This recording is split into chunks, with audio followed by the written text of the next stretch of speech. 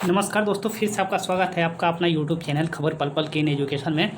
जी हाँ दोस्तों, बिहार शिक्षक बहाली से संबंधित एक न्यूज़ है जो जेसी टाइम्स एक न्यूज़ है उसने छापा है और ये बहुत ही महत्वपूर्ण है। इसीलिए मैंने सोचा कि इस खबर से मैं भी आपको रूबरू करवा दें, क्योंकि शिक्षक बहाली प्रक्रिया को टालना टालना सरकार की सोची समझी चाल। ये नीतीश यादव हैं जो कि आरोप लगाए हैं। और ये नीतीश यादव कौन है?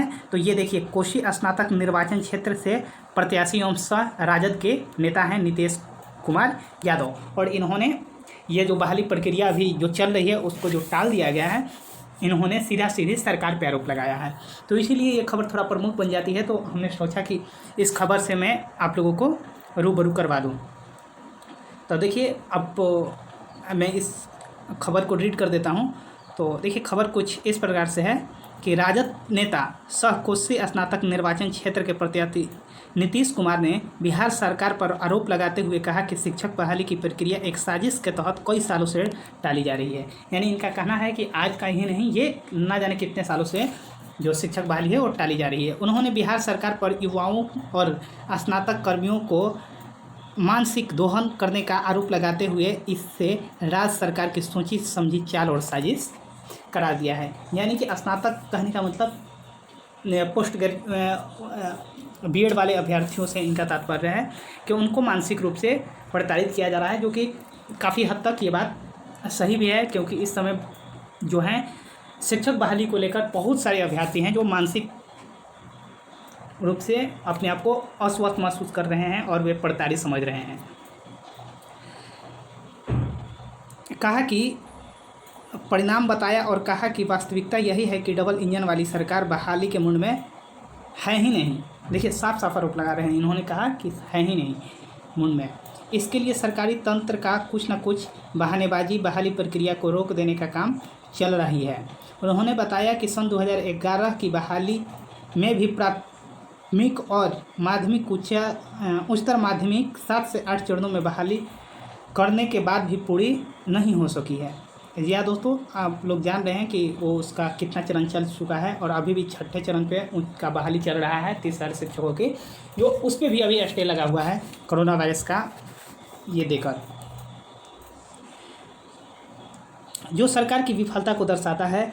नीतीश यादव ने कहा कि विपक्ष और अभ्यर्थियों के दबाव में सरकार आए दिन हजारों सीटों पर बहाली निकाली थी, पर मंशा साफ नहीं रहने के कारण कोई ना कोई कानून लगाकर उस पर रोक लगा दी जाती है। या दोस्तों, इनका कहना है कि जो पिछला बहाली है, तो ये भी आप लोग जान रहे हैं कि अभ्यर्थियों को बहुत बड़े आंदोलन के बाद में ये बहाली प्रक्रिया शुरू हुई थी, जो 94,000 बहाली प्रक्रिया चल रही है या फिर स्टेट है। उन्होंने कहा कि नीतीश कुमार समूचे बहाली प्रक्रिया को किसी न किसी बहाने लोगों को आपस में उलझाते हुए बहाली को विवादों में रखकर अंत में बहाली को ही स्थगित कर दिया जाता है, और अगर इसमें भी मन नहीं भरा तो फिर वे न्यायालय की शरण में चले जाते हैं और वहां से रोक लगवा देते हैं। इनका आरोप है कि सरकार ही कहीं ना कहीं अभ्यर्थियों को लड़वाकर और फिर न्यायालय का रास्ता अपनाकर, जब कहीं से रास्ता नहीं मिलता है तो इस बहाली प्रक्रिया को रोकवा देते हैं।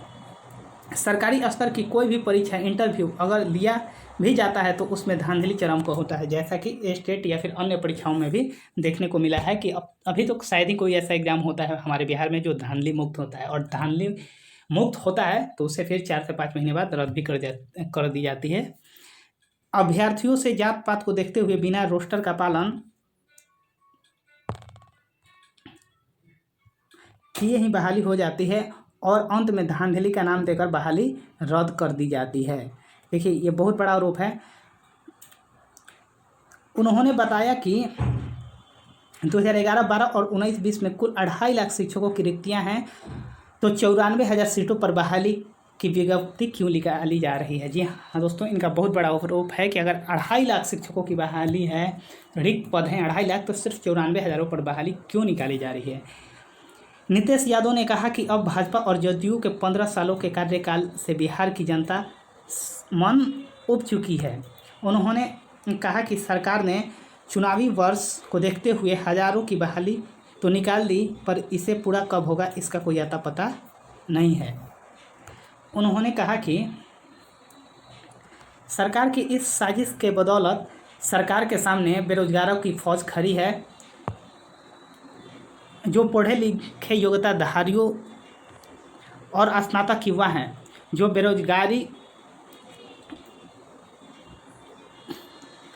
बेरोजगारी और 2 वक्त की रोटी की मार झेल रहे हैं, लेकिन सरकार का ध्यान इस विपदा पर हो ही नहीं रही है।